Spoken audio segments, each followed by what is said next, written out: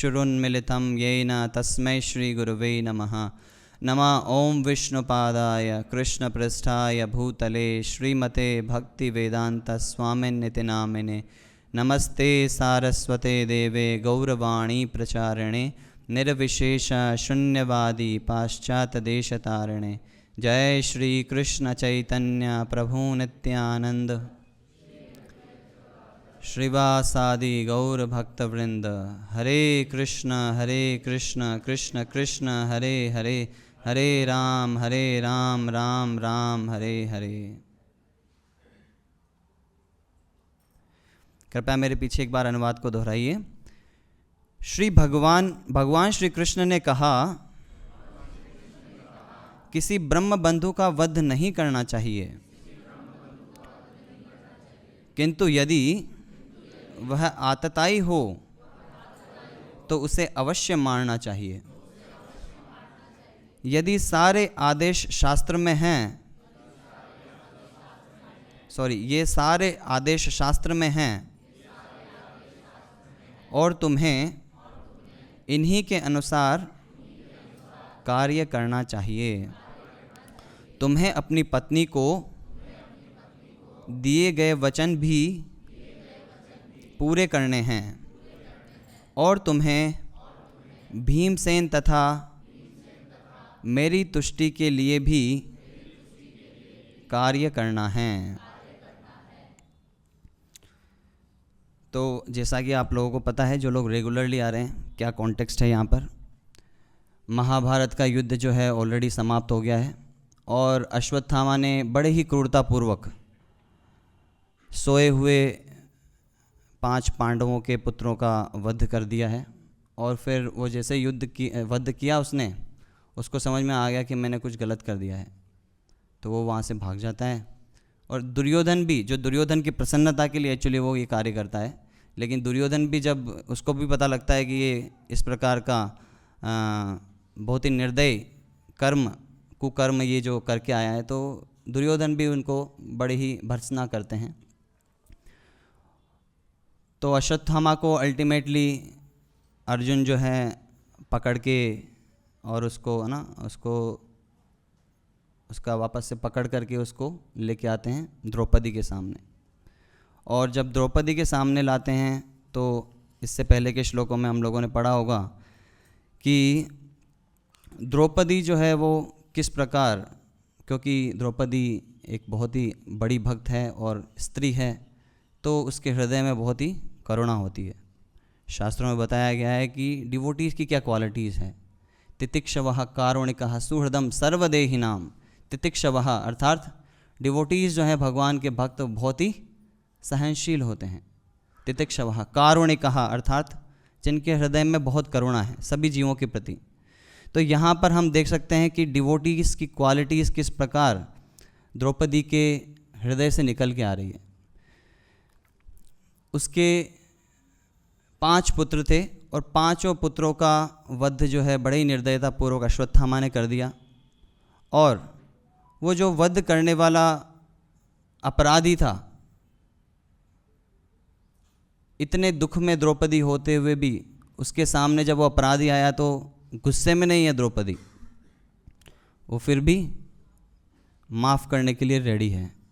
और फिर बहुत सारे वो कारण क्या दे रही हैं, कौन बताया क्या कारण दिया इन्होंने? जो रेगुलरली आ रहे हैं वो बता सकते हैं। हाँ, ब्रह्म बंधु है, यस। और या तो सबसे बड़ा रीज़न और बहुत ही स्ट्रॉन्ग रीज़न वो बोलती है कि मेरे पुत्रों का वध हो गया है, तो मेरे को जिस प्रकार दुख हो रहा है, तो क्या अश्वत्थामा की माँ, जिसके पति भी अब नहीं रहे हैं, द्रोणाचार्य भी, तो उसको कौन देखभाल करेगा, उसको कितना दुख होगा। तो ये बहुत स्ट्रॉन्ग रीज़न देती है। तो इस प्रकार ये जब उनको रीज़न मिलता है, और अर्जुन जो है वहाँ पे खड़े हुए हैं, हालांकि उसको पकड़ के तो लेके आ गए, लेकिन कन्फ्यूजन जो है वो बढ़ता जा रहा है जब इस प्रकार के आर्गुमेंट्स चारों तरफ से आ रहे हैं। भगवान कृष्ण जो है वो कह रहे हैं कि आतताई है, इसका वध करना चाहिए। शास्त्र कह रहे हैं कि आतताई का तो वध कर देना चाहिए, लेकिन कुछ शास्त्रों में ऐसा भी बताया गया है कि ब्रह्मबंधु है, ब्राह्मण पुत्र है, तो ब्राह्मण का तो किस प्रकार वध किया जा सकता है। कुछ शास्त्र कहते हैं कि आतताई का तो वध कर देना चाहिए, चाहे वो शस्त्र उसके पास हो चाहे नहीं हो, चाहे वो रथ पे हो चाहे नहीं हो। और फिर जो है जब द्रौपदी को इस प्रकार देखते हैं अर्जुन, तो उसी वक्त एक प्रतिज्ञा ले लेते हैं कि अभी तुम जब भी स्नान करना, जब मैं अश्वत्थामा का है ना सिर काट के लेके आऊँगा और उसके ऊपर खड़े होके तुम स्नान करना, और उसके बाद ही जो है तुम्हारे दुख का निवारण होगा। इस प्रकार की प्रतिज्ञा वो ले लेते हैं। तो अब प्रतिज्ञा भी ले ली है, तो चारों तरफ से कन्फ्यूजन ही कन्फ्यूजन है। कृष्ण की खुशी के लिए काम करें। भीमसेन जो है वो तो हमेशा रेडी रहते हैं युद्ध के लिए, हमेशा है ना क्या कहते हैं अहिंसा के लिए। उनके अंदर क्षत्रिय स्पिरिट थोड़ी ज़्यादा ही है, तो उनकी खुशी के लिए भी अर्जुन को उनका वध कर देना चाहिए। तो इस प्रकार चारों तरफ से कन्फ्यूजन ही कन्फ्यूजन हो रहा है कि अल्टीमेटली क्या किया जाए। तो यहाँ पे आके प्रश्न उठ जाता है क्या किया जाए। तो यहाँ पर तात्पर्य में प्रभुपाद जी एक बहुत ही अल्टीमेट एक लाइन लिखते हैं, यह दुविधा थी अर्जुन के समक्ष और इसका समाधान निकाला कृष्ण ने। तो अगला श्लोक हम लोग देखेंगे नेक्स्ट संडे को, जिसमें डायरेक्ट सूत उवाचा है। यहाँ पे कृष्ण उवाचा नहीं है, कृष्ण भगवान ने कुछ नहीं कहा, डायरेक्ट सूत उवाचा कह रहे हैं। सूत गोस्वामी कहते हैं कि अर्जुन ने क्या किया, वो क्या किया उसके ऊपर चर्चा अगले क्लास में करेंगे। यहाँ पर प्रभुपाद ने लिखा है कि अर्जुन के सामने समस्या थी और इसका समाधान कृष्ण ने निकाला। हालांकि ऐसा डिस्क्रिप्शन है कि कृष्ण ने कुछ बोला नहीं क्या करना चाहिए, लेकिन अर्जुन समझ गए क्या करना चाहिए।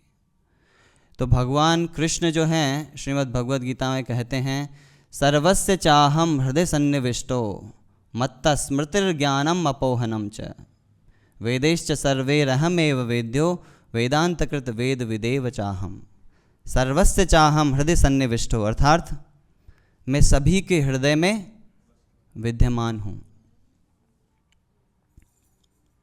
मत्ता स्मृतिर ज्ञानम अपोहनम च, मत्ता स्मृतिर मेरे से ही क्या आती है स्मृति, ज्ञानम अपोहनम और ज्ञान, और अपोहनम मतलब अगर हम लोग कुछ चीज़ भूल भी जाते हैं तो भी वो भी भगवान ने याद नहीं आती है, भूल जाते हैं तो भी भगवान की कृपा से ही भूलते हैं, और याद भी आती है तो भी भगवान की। क्यों? क्योंकि भगवान जो है वो हृदय में बैठे हैं और हृदय से ही वो हमको प्रेरणा देते हैं।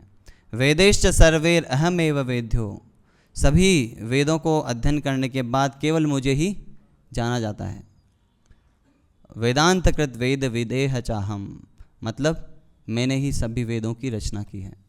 तो भगवान ने ही वेदों की रचना की है। तो कहीं वेदों में लिखा है कि आतताई का वध कर देना चाहिए, कहीं लिखा है नहीं करना चाहिए, ब्रह्म बंधु है तो नहीं करना चाहिए। तो बहुत ही कन्फ्यूजन अर्जुन के लिए हो गया है। तो सभी के लिए इंटेलिजेंस जो है वो भगवान कृष्ण ही प्रोवाइड करा रहे हैं। इनफैक्ट सुखदेव गोस्वामी भी अपनी प्रार्थना में बोलते हैं, श्रेयापति यज्ञपति प्रजापति धियामपति, धियामपति मतलब he is the master of intelligence. भगवान कृष्ण जो है वो क्या है? Master of intelligence, owner of all intelligence. हर किसी के अंदर बुद्धि, चाहे वो भक्ति करने के लिए हो, चाहे वो भौतिक जगत में कुछ हासिल करने के लिए हो, कहाँ से आ रही है? भगवान से आ रही है। तो बहुत सी बार हमारे जीवन में भी जो है इस प्रकार के कन्फ्यूजन आ सकते हैं, जैसे कि कन्फ्यूजन में अभी अर्जुन पड़ा हुआ है। परप्लेक्सिटीज़, व्यवधान सॉल्व करने में हम लोग क्या कहते हैं योग्य नहीं हों कोई सिचुएशन को। तो क्या होती है ऐसे सिचुएशन में? होता क्या है एक्चुअली, जब हम लोग डिसाइड नहीं कर पाते हैं कि क्या करना चाहिए और क्या नहीं करना चाहिए। जैसे कि अर्जुन जो है उसका है ना मन कुछ बोल रहा है, बुद्धि कुछ बोल रही है, शास्त्र कुछ बोल रहे हैं, कृष्ण कुछ बोल रहे हैं, द्रौपदी को प्रतिज्ञा दी है उसका कुछ करना है, और ब्रदर को प्रसन्नता के लिए कुछ करना है। तो ऐसी सिचुएशन जीवन में बहुत सी बार बन सकती है, जिसमें हमारी बुद्धि तो बोलेगी ये कर लेता हूँ, मन बोलेगा नहीं नहीं यार ये नहीं है, अभी तो मैं इसके लिए बना नहीं हूँ, और सरकमस्टेंसेस बोलेंगी कुछ और ही दिशा में हमको मोड़ेगी, है कि नहीं। ऐसी सिचुएशन जो है किसी भी व्यक्ति के जीवन में बन सकती है, चाहे वो भक्त हों अभक्त हों कोई भी हों। जैसे एक स्टूडेंट है, उसके जीवन में भी ऐसी सिचुएशन बनती है, उसको कुछ हॉबीज़ हैं जिनको वो परस्यू करना चाहता है ना, चाहता है या चाहती है, लेकिन उसको आगे करियर की चिंता भी रहती है। हाँ, बहुत सारे लोग ना उनको फ़ोटोग्राफ़ी का शौक़ है, लेकिन फ़ोटोग्राफ़ी में तो करियर बनाना मुश्किल हो जाएगा, तो उनकी हॉबी है, वो चाहता है कि उस प्रकार का वो प्रोफेशन लीड करे, लेकिन करियर बनाना उसमें बड़ा मुश्किल है। तो इस प्रकार के कन्फ्यूजन जीवन में, चाहे जो फैमिली से रिलेटेड भी कन्फ्यूजन हो सकता है, स्पेशली क्या कहते हैं पुरुषों के लिए फैमिली में कन्फ्यूजन होता है कि ये पत्नी की बात सुनूं कि सास की बात सुनूं, मेरी माँ की बात सुनूं, है कि नहीं। कन्फ्यूजन है, बहुत कन्फ्यूजन है। अब दोनों को संतुष्ट रखना है। जो जॉब कर रहे हैं उनको कन्फ्यूजन हो सकता है कि प्रमोशन के लिए एथिक्स फॉलो करूं कि नहीं, अगर अनएथिकल चीज़ करूंगा तो हो सकता है मेरे को प्रमोशन मिल जाए, और अगर एथिक्स फॉलो करके करता रहूँगा सारा काम अपनी ड्यूटी से, तो हो सकता है मेरे को प्रमोशन ना मिले। तो इस प्रकार के कन्फ्यूजन किसी भी के जीवन में आ सकते हैं। भक्त के जीवन में भी कन्फ्यूजन हो सकता है। भक्त जो है कभी कभी जब बहुत ही इंस्पिरेशनल क्लास सुन लेता है, बहुत अच्छा प्रवचन सुन लिया, तो उसको लगता है कि अरे ऐसा क्या रखा है जीवन में, भक्ति करते हैं, जॉब वॉब करने से क्या रखा है। जैसे बहुत सारे यंगस्टर्स हैं, उनके जीवन में कन्फ्यूजन रहता है, ये जॉब करें कि ब्रह्मचारी आश्रम ज्वाइन करें कि गृहस्थ आश्रम में जाएं, बहुत कन्फ्यूजन रहता है उस वक्त।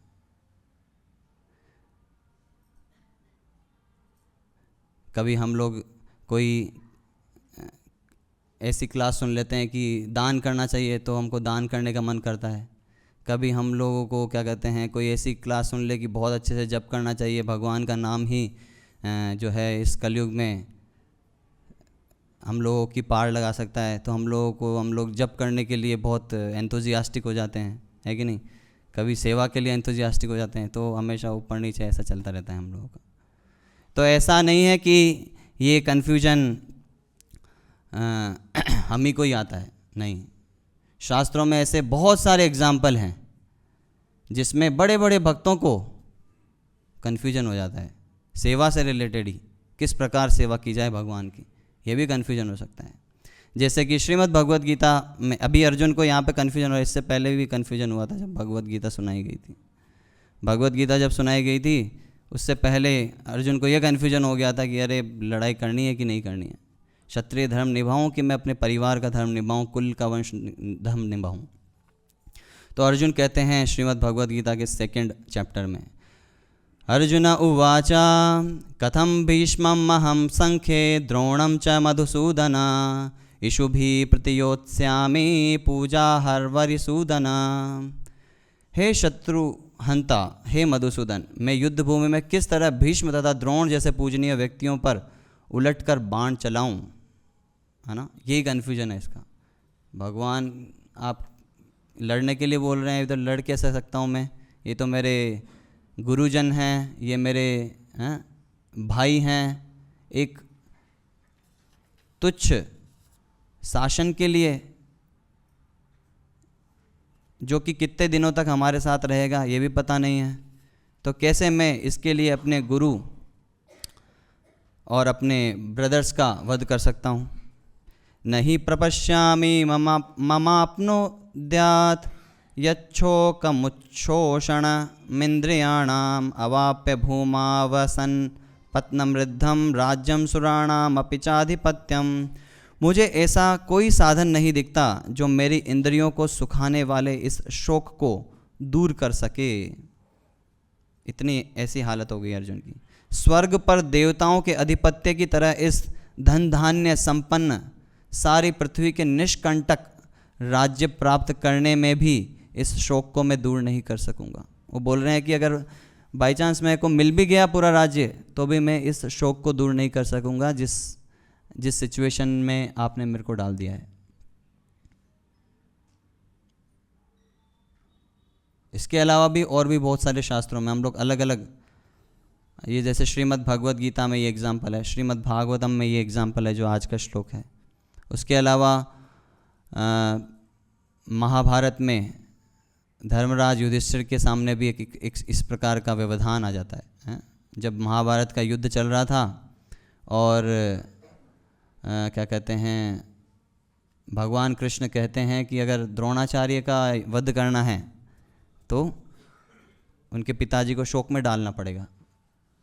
तो इसीलिए युधिष्ठिर महाराज को बोलते हैं कि हाँ, तुम ये डिक्लेयर करो कि अश्वत्थामा जो है मर गया है, उसका पुत्र। हालांकि अश्वत्थामा जो है वो एक हाथी को इंडिकेट करके भगवान कृष्ण कह रहे थे, लेकिन जब धर्मराज युधिष्ठिर के सामने इस प्रकार बोलने के लिए भगवान कृष्ण ने बोला तो कंफ्यूज हो गए एक बार। तो अरे अब क्या करूं, मैं तो I am known as a Dharmaraj, मैं तो धर्मराज का पुत्र हूं और मेरे को धर्मराज के नाम से जाना जाता है और मेरे को झूठ बोलने के लिए भगवान कृष्ण कह रहे हैं।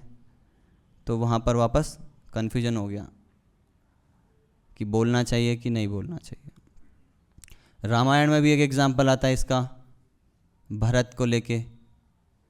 भरत जो है जब अपने ननिहाल से वापस आए तो उनको पता चला कि राम भैया को, भ्राता श्री को जो है उन्होंने वनवास में भेज दिया है। अभी यहाँ पर जो है शासन करने के लिए कोई नहीं है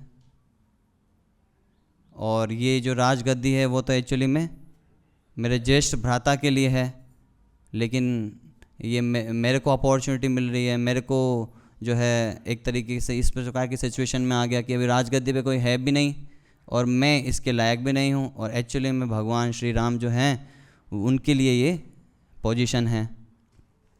तो इस प्रकार का कन्फ्यूजन उनको भी हो गया। और कोई एग्जाम्पल कौन बताएगा?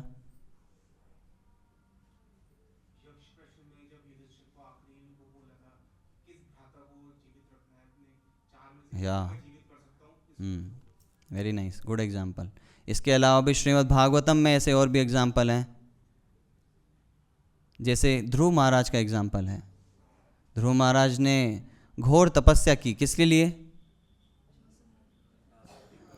हाँ, पिताजी से भी बड़ा राज्य मुझे चाहिए। और लेकिन जब भगवान उनके समक्ष प्रकट हुए तो वो क्या बोलते हैं? स्थानाभिलाषी तपसो स्थितो हम। मैं स्थान की अभिलाषा में कर रहा था, लेकिन अभी मुझे क्या मिल गया है? आप ही मिल गए हैं। वो बोलते हैं कि मैं कहाँ कांच के टुकड़ों के पीछे भाग रहा था, अभी मुझे डायमंड मिल गया है। तो वहाँ पे भी कन्फ्यूजन हो जाता है, अभी डायमंड लूँ कि कांच के टुकड़ों के पीछे ही भागता रहूँ। तो ऐसी बहुत सारी सिचुएशन जो है भक्तों के जीवन में बनती है और दिन प्रतिदिन बनती है, ऐसा नहीं है। ये सब डिवोटीज़ ने किस प्रकार रिएक्ट किया कन्फ्यूजन में, परप्लेक्सिटी में, वो सिचुएशन को याद रख के और उन्होंने क्या सॉल्यूशन लिया, वो चीज़ अगर हम लोग याद रखेंगे, उसके ऊपर मनन करेंगे, उसको अपना अगर डिफ़ॉल्ट नेचर बना लेंगे तो बहुत आसान हो जाएगी भक्ति और भक्ति में एडवांसमेंट। जैसे यहाँ पर श्रीमद् भगवद गीता में हम लोग देख रहे हैं कि इन्होंने क्या सॉल्यूशन लिया? हाँ, भगवान को सरेंडर कर दिया। शिष्यस्ते हम शादी माम ताम प्रपन्नम। भगवान, I am confused, please accept me as your disciple. अब आप मैं जो है मेरे को अपना शिष्य स्वीकार कीजिए और आप ही मुझे ज्ञान दीजिए कि मुझे क्या करना चाहिए। ध्रुव महाराज ने क्या किया? उन्होंने भी सीधा भगवान को समर्पित कर दिया। भगवान जो है उन्होंने भगवान ने उनके सिर के ऊपर अपना शंख टच किया और उन्होंने प्रेयर्स स्टार्ट कर दी और अल्टीमेटली भगवान को समर्पित हो गए। और क्या एग्जाम्पल देगा? भरत महाराज ने क्या किया? हाँ, वो गए भगवान, उनको पता था क्लियर कि मेरे लिए तो नहीं है ये शासन, तो भगवान की वो पादुकाएँ, हाँ, खड़ाऊ लेके आए और समन्वय किया उन्होंने, है ना, क्या करना चाहिए। अभी भगवान भी अपना नहीं छोड़ रहे हैं वचन, और मैं भी इसके लायक नहीं हूँ, मुझे भी नहीं बैठना चाहिए। तो फिर उन्होंने क्या किया, जाके लेके आए वो भगवान की खड़ाऊ लेके आए और उनको राजगद्दी पे बिठा दिया। अर्जुन ने क्या किया यहाँ पे, उन्होंने भी समन्वय किया। सब सिचुएशंस को अल्टीमेटली सब सेटिस्फाई भी हो जाएंगे अगर भगवान ने उनको इंटेलिजेंस दिया कि उन्होंने क्या किया। ये नेक्स्ट श्लोक में हम लोग पढ़ेंगे उन्होंने क्या किया, अभी इसके ऊपर चर्चा नहीं करेंगे। तो सबसे इम्पोर्टेंट चीज़ है कि इस प्रकार की सिचुएशन में डिसीजन लिया कैसे जाए, है ना। तो प्रभुपाद बताते हैं इसके लिए बहुत सिंपल, कि हमको देखना चाहिए गुरु, साधु और शास्त्र, ये तीनों से हमको कंसल्ट करना चाहिए। सभी शास्त्र कहते हैं साधु संग सर्व शास्त्र कय, लव मात्र साधु संग सर्व सिद्धि होय। लव मात्र साधु संग, अगर लव मात्र, लव का मतलब पता है किसको पता है? हाँ, 1 सेकंड का 11वां भाग, 1/11 ऑफ सेकंड, उसको बोलते हैं लव। लव मात्र साधु संग सर्व सिद्धि होए। तो एक बार प्रभुपाद क्लास ले रहे थे और प्रभुपाद जी ने यही श्लोक कोट किया और बता रहे थे एसोसिएशन ऑफ डिवोटीज़ का इम्पोर्टेंस। तो एक डिसाइपल थे प्रभुपाद के, वो बोलते हैं कि उनको कन्फ्यूजन हो जाता है, लव मात्र साधु संग सर्व सिद्धि। तो क्लास के बाद में पूछते हैं, लव मात्र साधु संग के मतलब समझ नहीं आया, लव मात्र से कैसे किसी का उद्धार हो जाएगा? 1/11 ऑफ ए सेकेंड कैसे उद्धार हो जाएगा? हम लोग तो इतने दिनों से आपका संग ले रहे हैं, इतने दिनों से आपसे भागवत के ऊपर चर्चा सुन रहे हैं, इतनी श्रीमद् भागवतम पढ़ी हम लोगों ने, भगवत गीता, इतनी पुस्तकों का अध्ययन किया है, तो ये कन्फ्यूजन हो जाता है। तो प्रभुपाद एग्जाम्पल देते हैं कि sincere heart is like dry would. एक जो सिंसियर सीकर होता है, सिंसियर जिनका जो सीरियस होता है भक्ति में, वो कैसा होता है? हाँ, एक सूखी लकड़ी के जैसा होता है। और जो साधु, जो गुरु होते हैं, वो फायर के जैसे होते हैं। तो अगर एक चिंगारी भी बहुत सी बार सूखी घास में गिरती है तो वो भी आग लगा देती है। तो वैसे ही है, अगर हम लोग सिंसियर हैं साधु संघ के प्रति, अगर हम लोग सिंसियर हैं हमारे जीवन की परप्लेक्सिटीज़ के प्रति, सच में कंफ्यूज हैं और सच में ही प्रॉपर सॉल्यूशन चाहते हैं, तो लव मात्र, अगर इतना सा भी हम लोग एसोसिएशन ले लें एक सतगुरु से, तो वो हमारे जीवन में फायर के जैसा काम कर सकता है। लेकिन प्रॉब्लम हमारे साथ है, प्रभुपाद बोलते हैं कि हम लोग ड्राई वुड नहीं हैं, और अगर कोई ड्राई होने भी लगता है तो वापस वो क्या डालता है? पानी डाल देता है। तो पानी डालता है तो क्या होता है? फिर कभी अग्नि लग ही नहीं पाती है, अग्नि प्रज्वलित नहीं हो पाती। तो वैसे ही है हम लोग साधु संग भी करते हैं, कुछ निर्देश दिए गए हैं उनको सुनते भी हैं, लेकिन हम लोग पालन नहीं कर पाते, या फिर पालन करने में हम लोग सुन तो लिया क्लास में, लेकिन पालन करते वक्त हम लोग किसकी सुनते हैं? मन की सुनते हैं। बहुत सारे लोग बोलते हैं सुनो सबकी, करो मन की। अरे मन की नहीं करना है, शास्त्रों में जो बोला गया है, गुरु के द्वारा जो बोला गया है वो करना है। मन की करेंगे तो फिर तो क्या ही मतलब है, फिर तो कोई मतलब नहीं निकला। इसीलिए शास्त्र जो है श्रीमद् भगवत गीता में बताया गया है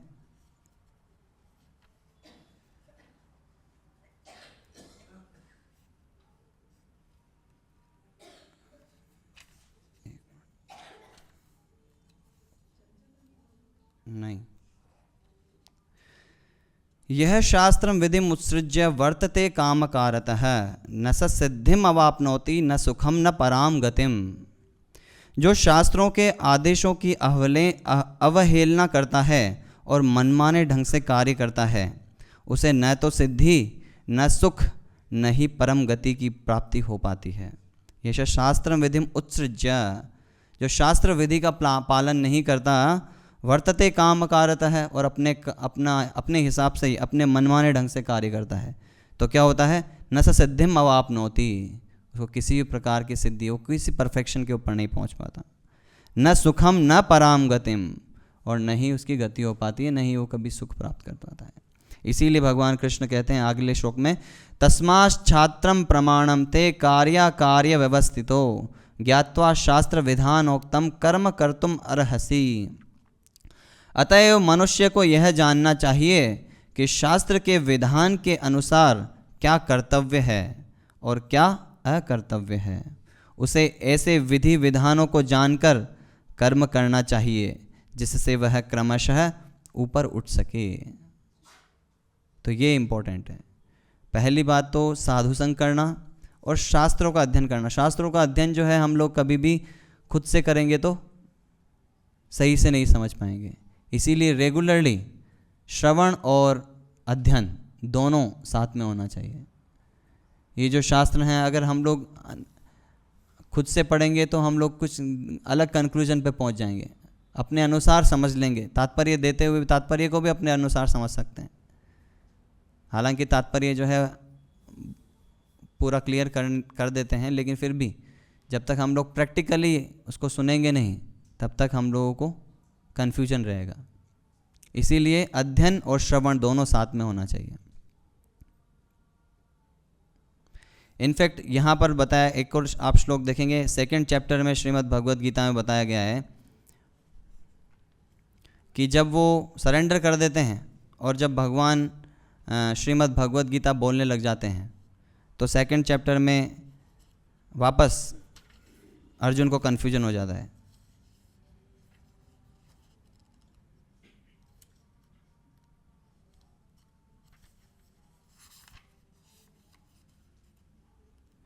जब भगवान कृष्ण जो हैं बताने लगते हैं कि तुम ये शरीर नहीं हो, तुम आत्मा हो, और ये इसको रियलाइज़ करने के लिए तुमको कृष्ण भावनामृत में काम करना चाहिए, तो अर्जुन को कन्फ्यूजन हो जाए। उसको लगता है कि कृष्ण भावनामृत में काम करना मतलब सब कुछ छोड़ के जाओ, जंगल में जाओ और जंगल में एकांत में रहो और भगवान का नाम जप करो। तो यहाँ पर जो है अर्जुन को कन्फ्यूजन हो जाता है और अर्जुन जो है ये प्रश्न पूछते हैं कि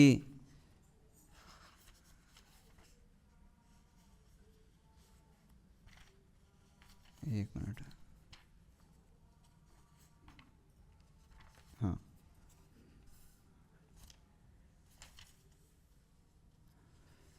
पता नहीं मिल नहीं रहा प्रश्न।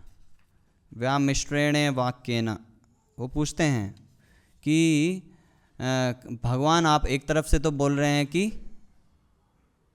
तुम ये शरीर नहीं हो, ये सब जो यहाँ पर इकट्ठे हैं राजा, वो सब भी शरीर नहीं हैं, इसीलिए तुमको युद्ध करना चाहिए। ये सब तो इटर्नल हैं, बॉडी नहीं है, सोल हैं, तो इनका वध कर सकते हो क्योंकि ये तो हमेशा रहेंगे। और दूसरी तरफ आप बोल रहे हैं कि आत्म साक्षात्कार के लिए, खुद को जानने के लिए कि मैं ये शरीर नहीं हूँ, आत्मा हूँ, इसको जानने के लिए कृष्ण भावनामृत का अभ्यास करो।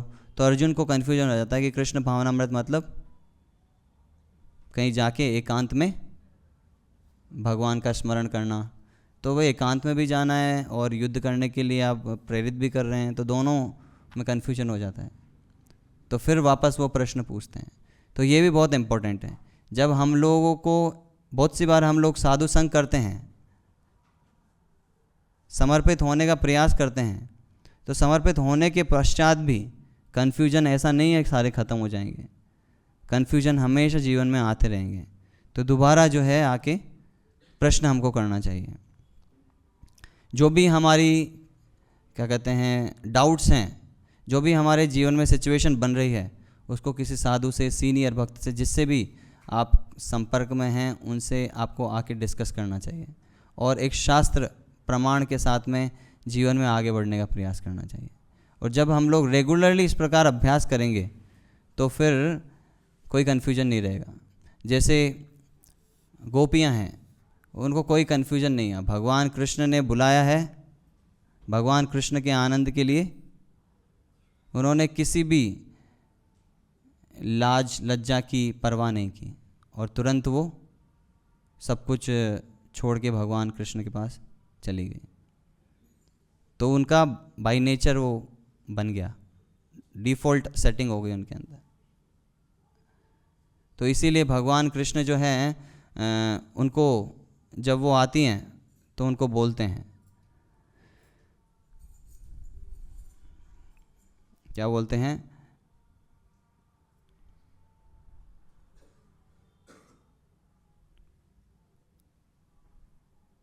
न पारये हम निर्वद्य संयुजाम स्वसाधु कृत्यम विबुधायुषापि वह। न पारये हम, न पारये हम मतलब अगर मैं चाहूँ कि मुझे देवताओं की जितना बड़ा जीवन मिल जाए तो भी मैं तुम्हारे द्वारा दिया हुए ऋण को मैं चुका नहीं सकता। तो इतनी बड़ी भक्त जो हैं गोपियाँ थी एक्चुअली। भगवान कृष्ण भी जो हैं उनके ऋण के नीचे दब गए और वो बोल रहे हैं कि मेरे को अगर देवताओं के जितना बड़ा जीवन भी मिल जाए तो भी मैं ये ऋण को चुका नहीं सकता। तो इसीलिए जब हम लोग भगवान को समर्पित होते हैं तो भगवान हमको इंटेलिजेंस देते हैं कि किस प्रकार उन तक पहुंचना है। तेषां सतत युक्तानां भजतां प्रीतिपूर्वकम ददामि बुद्धि योगम तम येन माम उपयान्ति ते। ददामि बुद्धि योगम तम, लेकिन किसको? तेषां सतत युक्तानां, जो सतत लगातार प्रयास करते रहते हैं भगवान के आनंद के लिए कार्य करने का, भगवान को सेटिस्फाई करने का, अपने कर्म, अपने वचन और अपनी वाणी से, अपनी बॉडी से, सब तरीके से, तीनों चारों तरीके से। सतत युक्तानां भजताम प्रीतिपूर्वकम, और किस प्रकार? प्रीतिपूर्वकम, नॉट ड्यूटी पूर्वकम। ऐसा नहीं है कि अरे प्रभु जी ने बोल दिया है सेवा करनी पड़ेगी अब तो। प्रीतिपूर्वकम, प्रेम से करना चाहिए। ददामि बुद्धि योगम तम, तो भगवान जो है हमने शुरू में ही समझा कि किस प्रकार वो हृदय में बैठे हैं, वो हमको इंटेलिजेंस देंगे कि किस प्रकार हम लोग जो हैं उनकी प्राप्ति कर सकते हैं, किस प्रकार हम लोग डिसीजन ले सकते हैं और किस प्रकार सारी कन्फ्यूजिंग वाली सिचुएशंस को पार करके उन तक पहुंच सकते हैं। तो ये बहुत इम्पोर्टेंट है। तो आज एक महाशिवरात्रि भी है। सब लोग, किस लोगों ने फास्टिंग की? कितने लोगों ने? अच्छा, तो महाशिवरात्रि पे फास्टिंग की, बहुत अच्छी बात है। वैष्णवाणाम यथा शंभु, शास्त्रों में बताया गया है कि भगवान शिव जो हैं वो परम वैष्णव हैं, सबसे बड़े भक्त हैं भगवान कृष्ण के। तो इसका एक एग्जाम्पल श्रीमद् भागवत पुराण में आता है कि एक बार एक असुर होता है, उसका नाम होता है बाणासुर। कौन होता है बाणासुर? प्रहलाद महाराज की वंश में वो आते हैं। तो बाणासुर जो है वो बहुत ही बड़ा भक्त था। किसका? शिव जी का। और उसके पास कितनी भुजाएं थी? सहस्त्र भुजा, 1000 भुजाएं थी उसके पास। तो भगवान शिव से एक बार जब उसका इंटरेक्शन हुआ तो भगवान शिव से बोलता है कि हाथों, इतने सारे हाथ हैं, सब में खुजली चलती रहती है, कोई कॉम्पिटिटर ही नहीं मिल रहा मेरे को जिससे मैं युद्ध कर सकूं। इतनी शक्ति तो है लेकिन उसका प्रदर्शन मैं नहीं कर पा रहा हूं। तो ये होते हैं आसुरिक प्रवृत्ति के लोग। उनके पास जो भी शक्ति, जो भी ऐश्वर्य है, उसका प्रदर्शन करना चाहते हैं, दिखावा करना चाहते हैं और उसमें गौरवान्वित वो फील करते हैं। तो भगवान शिव जो है समझ जाते हैं कि इसको थोड़ा प्राइड हो गया है अभी। तो भगवान उसको बोलते हैं, शिव जी उसको बोलते हैं कि थोड़ा वेट करो, आएगी सिचुएशन। तो उनकी एक पुत्री होती है, बाणासुर की पुत्री, वो यंग हो जाती है, एकदम यंग एज में थी। तो उसके स्वप्न में एक बार एक बहुत ही सुंदर पुरुष आते हैं और क्या कहते हैं, जब वो देखती है इस प्रकार के सुंदर और स्ट्रॉन्ग लड़के को अपने स्वप्न में देखती हैं तो उनको जो है वो मन ही मन उसको अपना पति मान बैठती है और उससे उसको प्रेम करने लग जाती है। तो जब उसकी उस लड़की की एक फ्रेंड होती है, वो जब वो बहुत ही आर्टिस्टिक होती है, उसको बहुत ही स्किलफुल थी कि वो केवल डिस्क्रिप्शन सुन के वो चित्र बना देती थी। उसका नाम चित्रलेखा था।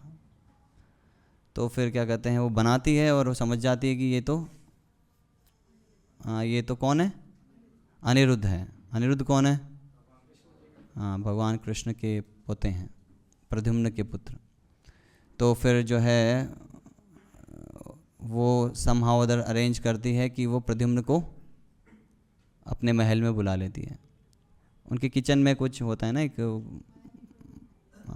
एक होती है, एक किचन में काम करने वाली महिला होती है, हाँ, वो बुला लेती है, अपने महल में बुला लेती है। हाँ, तो काफ़ी टाइम वो एक दूसरे के साथ में टाइम स्पेंड करते हैं, लेकिन फिर बाणासुर को पता चल जाता है। तो बाणासुर को पता चल जाता है तो बाणासुर जो है, हालांकि अनिरुद्ध भी बहुत शक्तिशाली थे, लेकिन बाणासुर क्योंकि वो मायावी शक्तियाँ अपनी यूज़ करते हैं तो अनिरुद्ध को परास्त कर देते हैं और उसको बंदी बना लेते हैं।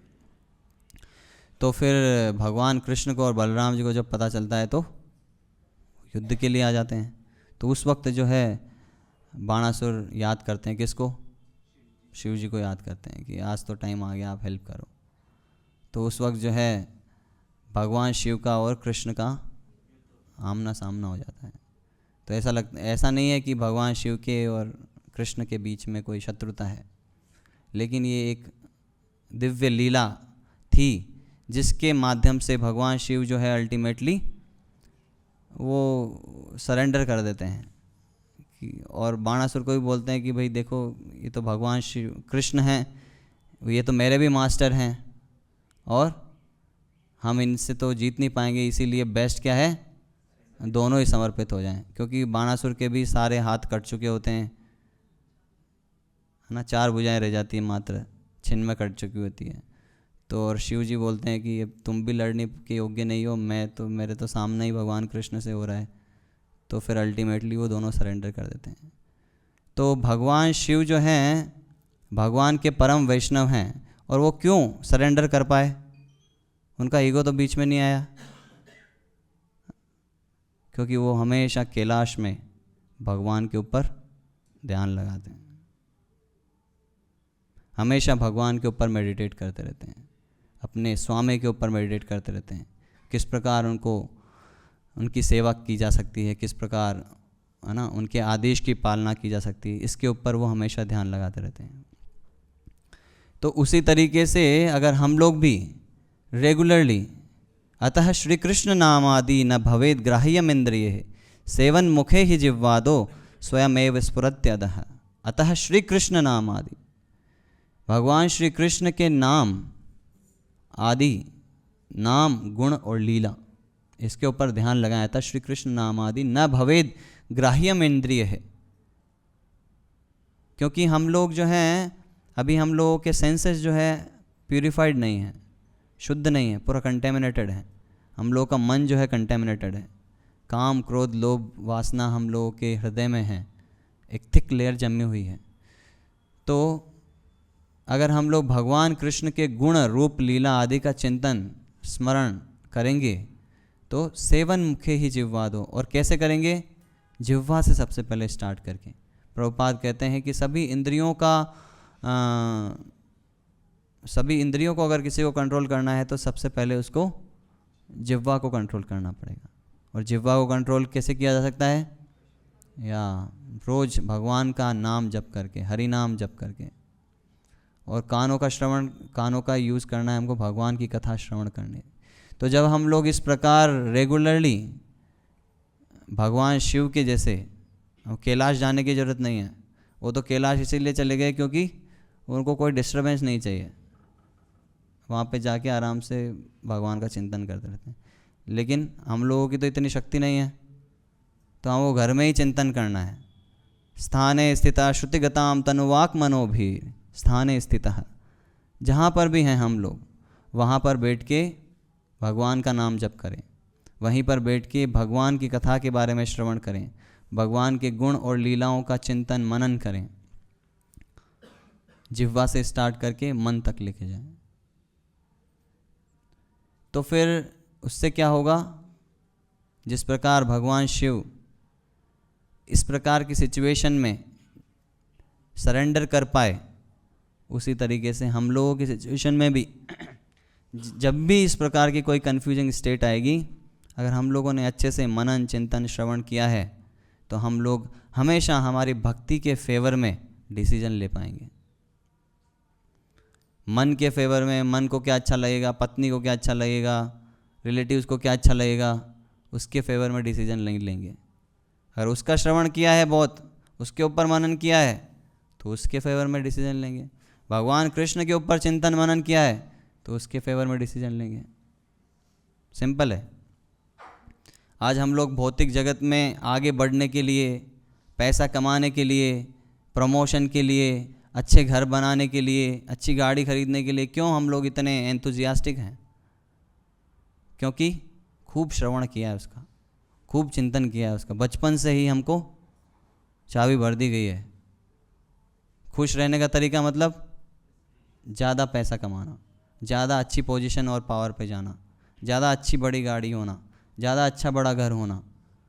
तो खूब श्रवण और खूब चिंतन किया है इसके ऊपर सब लोगों ने, इसीलिए उसके लिए सब लोग बहुत उत्साहित हैं। हमेशा किसी को कोई भी अपॉर्चुनिटी मिलती है पैसा कमाने की तो तुरंत उसको ग्रैब कर लेता है कि नहीं?